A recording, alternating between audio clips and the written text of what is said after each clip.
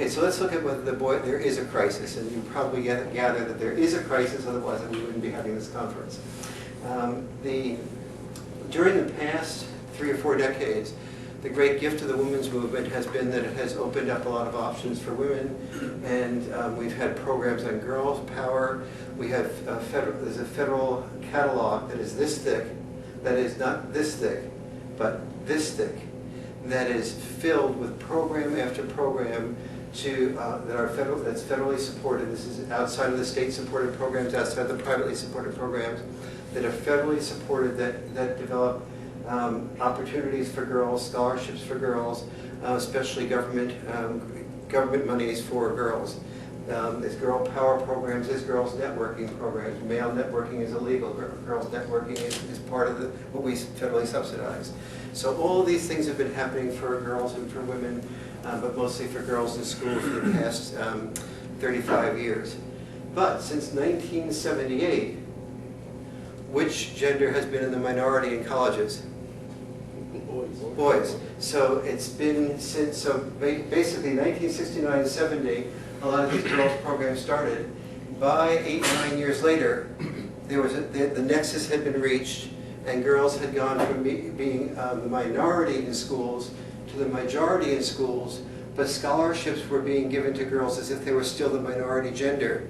From 78 to 2007, basically 29 years, that has been an outdated or an anachronistic type of modality.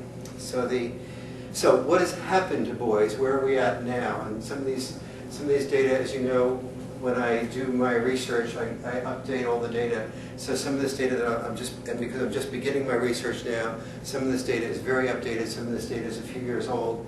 Most of the data that's a few years old that I have had a chance to update has gotten worse in the last few years. So some of this is understated data in terms of the status of boys.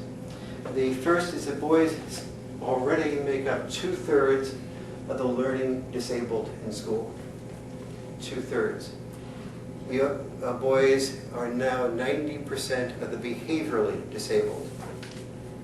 When we look at the most seriously disabled, as opposed to the moderately disabled and less disabled, boys are very close to 100%, over 96% of the seriously disabled already.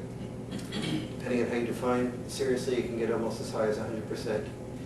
But there's a lot of different estimates on the ratio for boys versus girls for ADD, ADHD. If you average the estimates, the better designed or the better documented ones, it appears to be that it's a 3-to-1 ratio of boys to girls with ADD and or ADHD. ADHD is a bit higher on the ratio. The number of boys who said that they didn't like school has increased by 71% between 1980 and 2001. So schools, from boys' perspective, when boys are asked, have gotten less boy-friendly between the 1970s and 2001.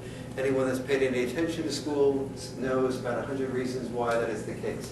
When you start eliminating recess, when you start eliminating dodgeball, when you can't, when a boy does his normal boy thing and it's now called sexual harassment, and he can be accused of that in junior high school, that becomes a problem that addresses the girls' side of the equation, but doesn't address the whole picture of the dynamic between boys and girls that creates the outcome of boys and girls getting together sexually.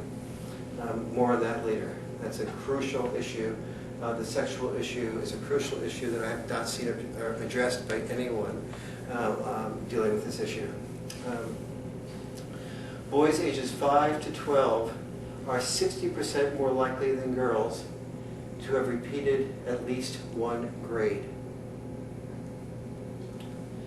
You know that repeating a grade is obviously not just an academic issue, it is also what?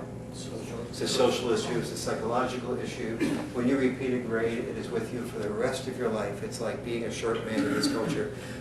But repeating a grade is sort of like has a deep impact on many people, and they're compensating for it in one way or the other in the rest of their life. So that's a really major statistic and a major difference, and that's of course increased. The male-female gap has increased significantly.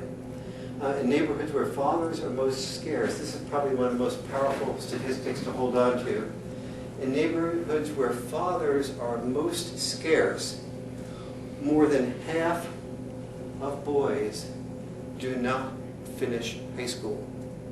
In neighborhoods where fathers are most scarce, more than half of boys do not finish high school. A high percentage of girls don't, too, where fathers are scarce. If you want to help a girl the most, get her involved with her father. You want to help the boy the most, get him involved with his father.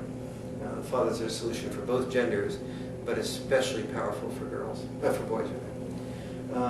The percentage of male undergraduates dropped to 24% from 1970 to 2000. Girls receive approximately 60% of the A's, and boys receive approximately what percentages of the D's and F's? 60? 35. 70% of the D's and F's received by our sons, boys.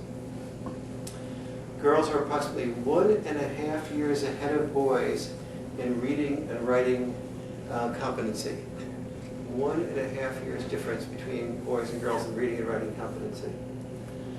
Boys are 90% of the discipline problems in school, as well as 80% of the dropouts. For every girl who commits suicide, what's the ratio of boys to do?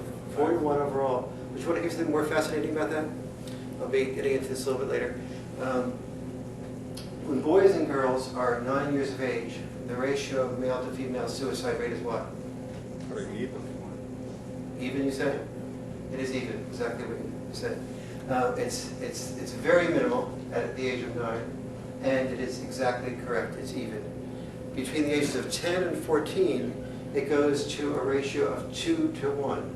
Boys are twice as likely between the ages of 10 and 14 to commit suicide. So I'll be right with you in a second on that.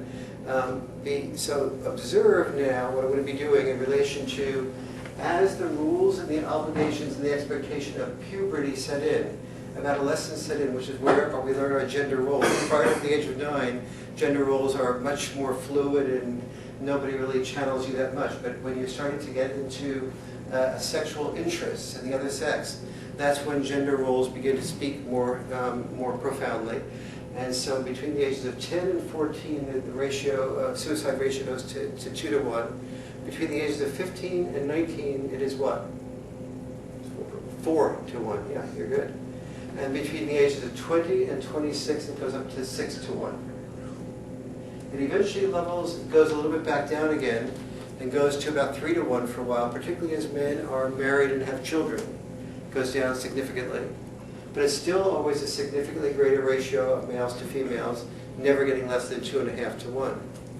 Then it starts going up again. By the age of 85, the ratio, males, no longer boys at 85, males commit suicide, what percentage more frequently than men at the age of 85 or older commit suicide, what percentage more frequently than women at age 85 or over? One more guess? 10 to 1. 10 to 1? It's 13.5 to 1. 1,350% is likely to commit suicide as males. Now, there's two significant points there.